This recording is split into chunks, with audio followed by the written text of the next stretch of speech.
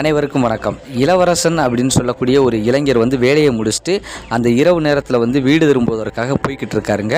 அவர் செல்லக்கூடிய ஒரு பிரதான சாலையில் தான் எப்போவுமே போவாருங்க. அதே சாலையில் தான் அன்னைக்கும் போய்கிட்டு இருக்காரு. அன்னைக்கு நேரத்துக்கு அவருக்கு நல்ல அந்த கொற்ற மலையில் எங்கே ஒதுங்கணும்னு இடம் தெரியலை. காரணம் என்ன அப்படின்னா, நல்ல அந்த மெயின் ரோடு தான் ஒரே பைபாஸ் ரோடு மாதிரி இருக்கும். அந்த ரோட்டில் அப்படியே நேராக போய்கிட்டு இருக்கும்போது என்னடா செய்வோம் அப்படின்னு சொல்லி யோசனை பண்ணி பார்த்துக்கிட்டே போய் இருக்கும்போது ஏன்னா ஒதுங்கக்கூட இடம் இல்லை. அவர் கையில் கோட்டும் கிடையாது, மலைக்கோட்டும்.